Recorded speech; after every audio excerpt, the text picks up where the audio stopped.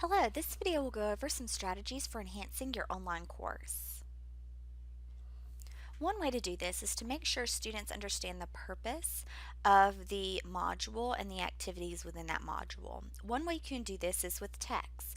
So at the top part of your module, you can add in some text using the add description area, and you can add in things like the objectives for the module as well as an explanation as to why the students are completing that module and how it will benefit them in their career. So basically you could add bullet points explaining this is what you're going to do in the module, this is why you're going to do it, and this is how you will do it. And they'll be able to see that before they scroll down and see the actual resources they need in the course. You can also provide this purpose with a video if you prefer. And again, you're including the same information, what we're learning, why we're learning it, and how we're going to learn it. You can explain this on the micro level, so explain how learning these concepts are going to help you in the class itself, as well as on the macro level, so how it's going to help you within your profession or life. And you can do this by including a built-in video, and you can do this by going to the HTML editor within the add description area, use the insert stuff feature, add video note, and record a video of up to 30 minutes. You also want to make sure to turn on the captions for English and have it automatically generate those captions for you. Another way to enhance your online course and help students complete larger assignments is to help break those assignments into smaller tasks. That will help them know where to start, help prevent them from getting overwhelmed, and then help them know how to track their progress. This will help with their own self-regulation and accountability. And you can do this by using tables, checklists, or release conditions within the learning management system. So for an example here, we have a table that is breaking apart a specific math problem. Over on the left side, we have how the problem's being worked out, and over on the right side, we have a description as to what's happened. So we're breaking apart so the student can see each step. In addition to the tables, checklist, and release conditions, you can also give due dates for parts of the assignments that they'll turn in separately so that you can give feedback on those assignments, which will help them make edits as they progress to the next task. So this shows how you can make a checklist within Brightspace by D2L. You can do this in the content area. You can choose to create a new checklist, and from here you can break the activities down using a checklist. And you can actually have more than one list at a time if a project's requiring more than one list, and then you can associate those tasks to the list. Instructors can also add in due dates for those tasks as well as specific descriptions of how to complete that task. Students can see this checklist in the content area, and they're able to self-mark their checklist as they move through the activities. Now, it's important to know that these are self-reporting, so students still have to turn in the assignment on time to get graded. And this checklist does not auto-check if the student turns the assignment in. So again, it's something that they would have to manually go and check. And if they don't check it and still turn in the assignment, there's not a problem. It's just a way to guide them. Another way to have students complete activities first before they complete others in a way of breaking down the assignment is to use the release conditions within D2L. And this is going to require them to do X, Y, and Z before they do A, B, and C. It's going to require the students to move through certain steps within the course. So for an example, students are going to complete an activity first, and then once they complete that activity, then they're given access to a file that has the correct answers for the activity they completed so they can check their own work. A couple of other cases is you must open this content item before you're able to see this other piece of content. So you must open the syllabus and review it before you're able to open the first module content. You can open the content before you can see the quiz. So you must open this PowerPoint before you're able to open the quiz about the PowerPoint. You must score at least this percentage on the quiz before you're released to the next module. So you must keep taking this quiz till you score an 80%, and then it's going to release you to the next module, which in this case is basically forcing students to meet the objectives for they're able to move forward.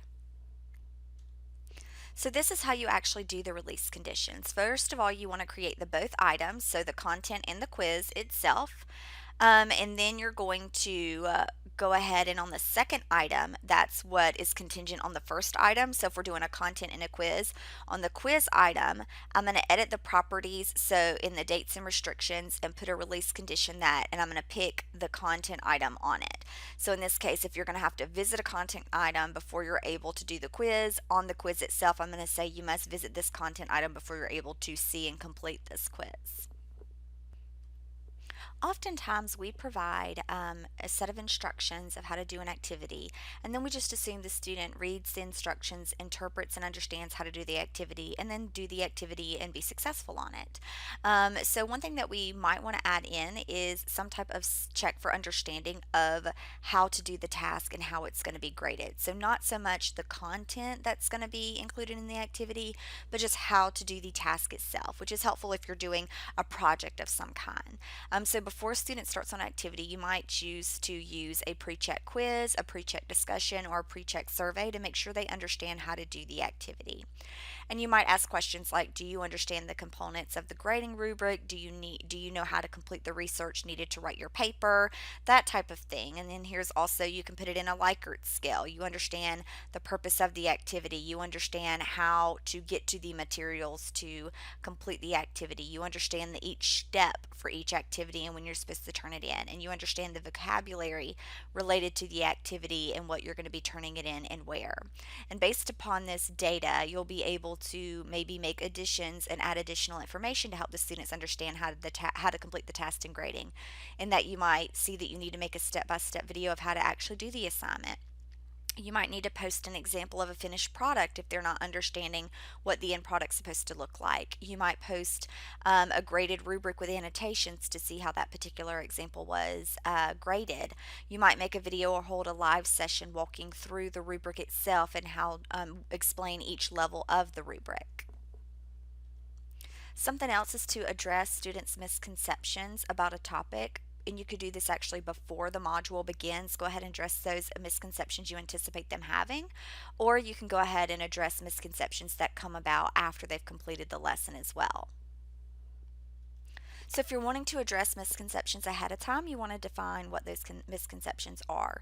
You might have the students complete a KWL chart, which is what I know about a topic, what I want to know about a topic, and then later what I've learned about this topic. And this will help them self-report misconceptions they might have. You'll be able to look at what they know about the topic and make sure that information is correct, or determine what you need to fine-tune about it. You might also have the students complete an anticipation guide marking their level of knowledge for each topic, which is also self-reporting. You can then also have an actual diagnosis of misconceptions using a pre-quiz or a live meeting with polls where that you ask them questions and you're able to see their misconceptions based upon how they answer those questions. And then after the lesson, you can see what misconceptions are still there by reviewing the quiz statistics in D2L and maybe making something like a most missed question list or presentation where you review the quiz, you give them the list, you give them the question, you give them the correct answer, and then you give a rationale for why that answer is correct. And you might choose to do those for the questions that are most commonly missed in the quiz. You then might choose to post this. You then might put the burden on the student in that case to where you post those most missed questions in D2L and have the students respond with what they think the correct answer is and a rationale for that information. This is an example of what an anticipation guide might look like for a foundational education course. So you have the list of topics in one side, and then over on the columns you have, the student can choose to mark, I know what this topic is and I can explain it in my own words, or I've heard of this topic before but I don't know much about it. I've never heard of this concept before, and then on the last one the student would explain what they do know about that concept. And again, you could collect this as the teacher and you would be able to see where students what students know about this, as well as read their explanations to see if there are misconceptions. This is how you can review the questions in a quiz. So once this quiz is complete, you can choose the statistics area and then choose the questions detail tab. And you'll be able to look specifically at each question, and you'll be able to see how many students marked each answer. And so in this example, 19 people marked A, one person marked B, and one person marked D. So from this, I can draw the conclusion that most people understood that concept. However, I might want to delve further in and think about why would somebody choose B and why would somebody choose D, and what misconception might be there for that. Another goal in your course might be to help students develop their self regulation skills so that they can self check their own knowledge as they are moving through the content rather than just getting a grade at the end. So, several ways you can do this. One is to build a Panopto built in quiz, one is to use release conditions on quizzes, and then one is to have a discussion area for them to discuss this.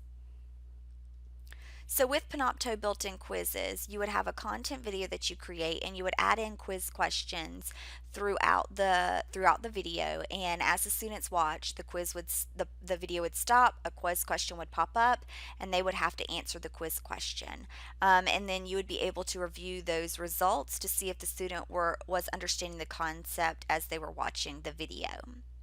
Same thing on release conditions. You might have part one and part two of a video, so that students have to watch part one of the video, take a quiz, and score and make a certain score before they're able to move on to the part two of the video. So these would be two separate videos that you would create. From there, you can then look at the quiz's statistics and see what they weren't understanding about the part one video, and then reach out with further information. And also, this would prevent them from moving on to part two of the video, so it's going to require them to go back and watch part one and make sure that they truly do understand all of the components of part one before they're able to move on to part two. And then you can also just get their feedback using a midway discussion. So maybe midway through the unit, you have a discussion area where the students can post what they've learned so far in the module and answer open ended questions that you can check for their knowledge. Another way to hopefully enhance the learning of your students is to teach your vocabulary explicitly. Oftentimes, we just embed this vocabulary within the concepts and processes within the module, but that can get overwhelming to students. So, if you explicitly teach this unfamiliar vocabulary before the concept is introduced, they will have some understanding and not in breaking apart the content before they tackle the actual concept, process, or lesson. So, you can explain this vocabulary very easily just in a Word document with a listing of the vocabulary, the term, and an example. You could do it in a PowerPoint. You could also have a Quizlet, which is a online flashcard creator. With Quizlet, you can either make it yourself, make the terms, list the terms, list the definitions yourself. You can find one that's been pre-made that someone else has made, or you can have the students make their own Quizlet.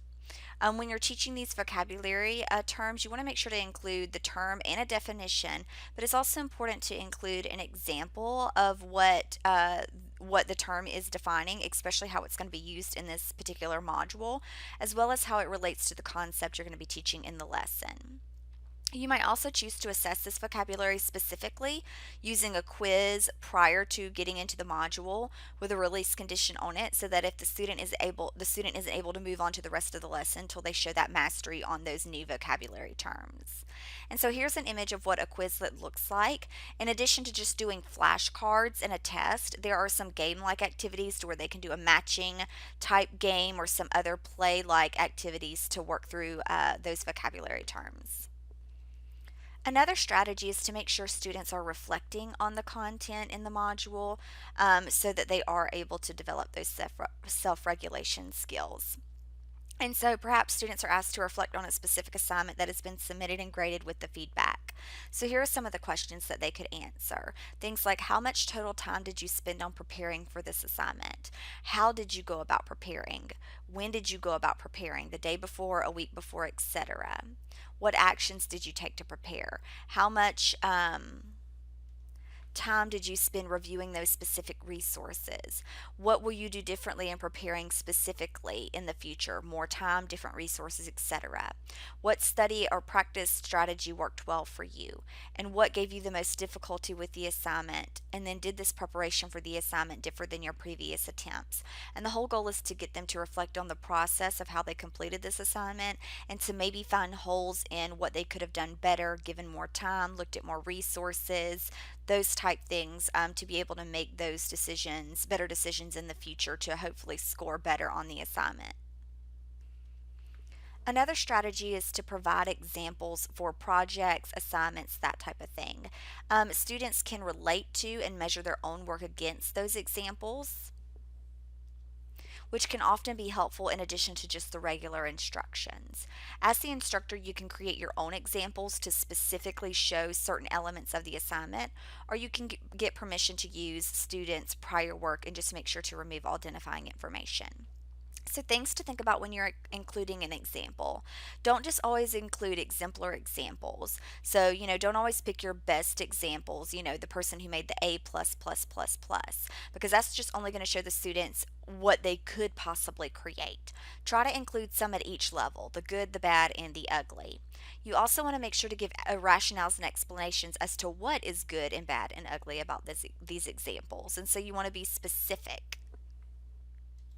So, for example, I might say the introduction of this essay is really would score high marks and is really well because it included a way to get the writer's attention, and the thesis statement specifically explains what they're going to talk about in the body paragraph. So I specifically explained why this paper scored high points on this particular part of it.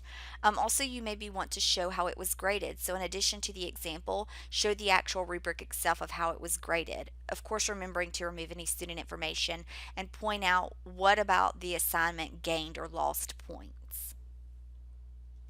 One way to accomplish this, especially adding the notes onto an assignment so that the students are able to specifically see that information and see your notes, is to use the note tool within Word Online or just regular Microsoft Word.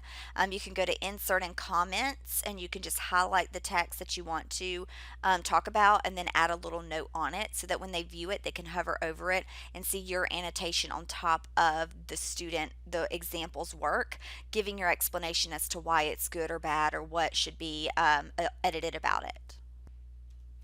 In addition, you might share time estimates with students, which is particularly helpful in an online course since students are going to need to be able to plan out their weekly schedule to incorporate and include all of those activities.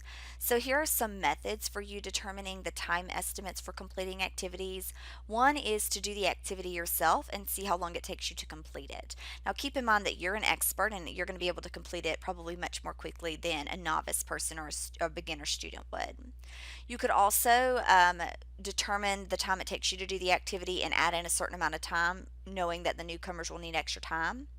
You could also use a survey method. So, after the first set of students complete the activity, give them a survey and ask them to note how long it took them to complete it, to time themselves, and use that with future classes. Or you could use something like an online time estimator.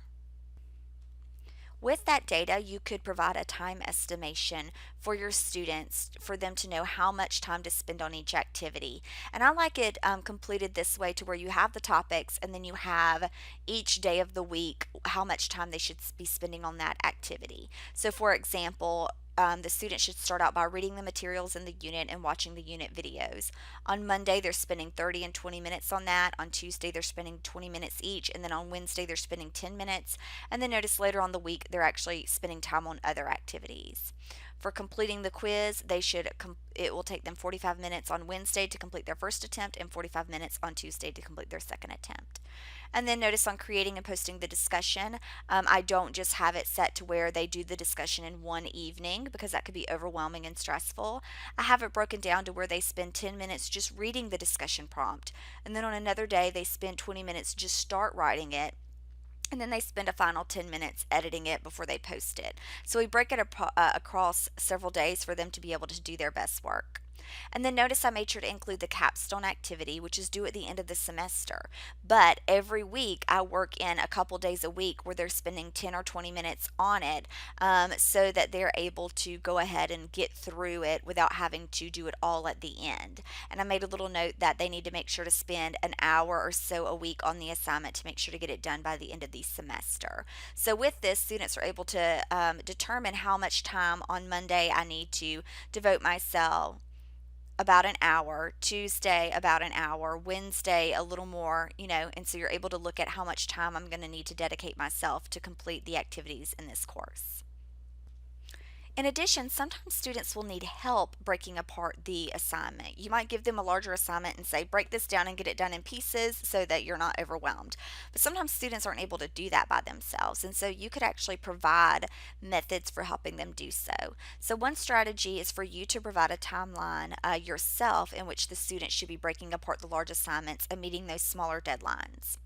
Another way to do it is you could provide a broken apart components of the assignment with those due dates, and then you let the students themselves create a plan of how to get those assignments completed.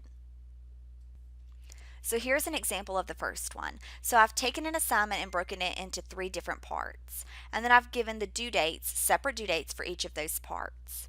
Then for each of those parts, I give a description of what you need to do to complete that part, a step-by-step instruction. And then I gave an estimated time to complete, so how long it should take you to complete that part of the assignment. This shows the ladder to where it's the same chart, but there is a section for the student to create their own plan for getting it done. So given the description and given the due date and giving the what you need to do, they would write out how they're going to get it done and then give them their own selves timelines of when they're going to get each part of it completed in order to get it done by the due date. Moving away and looking at another aspect of enhancing your online course is to make sure to utilize visuals as much as possible and to avoid having everything just text-based. An easy way to include this is to use the diagram feature built into Microsoft Word, and you'll be able to convey information using graphic organizers or diagrams. So you can do this on Word or Word Online. You would just go to Insert, and it's a program called SmartArt, and then you're able to pick the type of diagram you want to show a process, a cycle, a hierarchy, a relationship, etc. And then from there, you're just able to type in your information and it makes it into a graphic for you. You can choose to change the colors, to use colors to make associations, and then you're able to just move things around on there to have the diagram. You might require your students to create these for their own presentations, as well as make sure to use them in your own presentations so that students can see the relationships between concepts a little more clearly. Another idea might be to look at your student data after they've completed an activity and make a plan for you to address the needs that might be here. And so in this case, I've created a table and I've listed the content that's being assessed, how I assessed it, the results of the assessment, notes or observations I made based upon the assessments, and then revisions I plan to make based upon that. So I did an easy one with a quiz here. So I've listed the content that's being assessed. It's the Learning Outcome 1. I assessed it using a 30 multiple choice question quiz.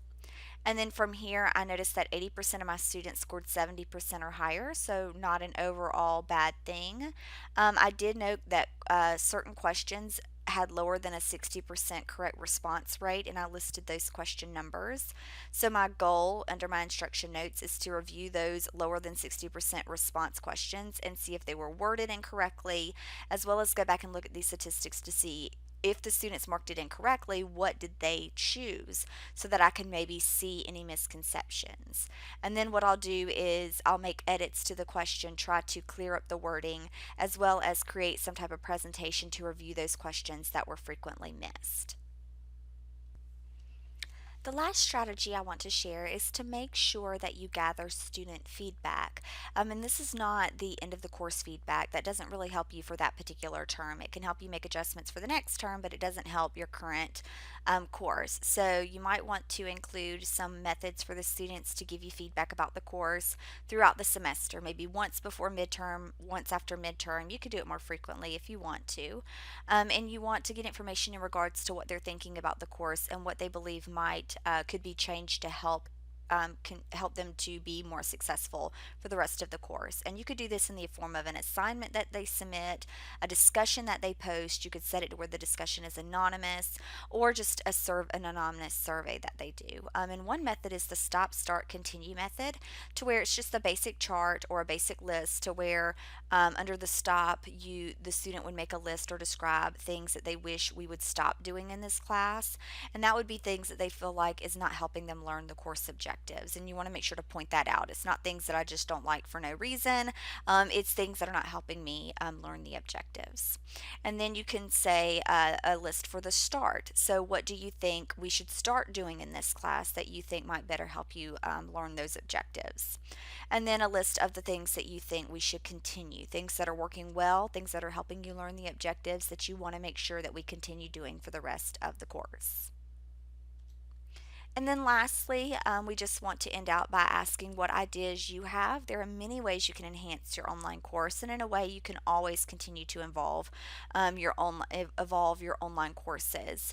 Also, think about which of these strategies you've used before. I'm willing to bet that you've used some of these or a version of some of these at some point. And which strategies do you think you would like to try and work well in your online course? We definitely don't suggest you try to do all of these in the one semester. Just slowly making alterations and slowly making adjustments based upon what you're seeing happening with your online course might be a way to might be a plan to ensure progress in the future.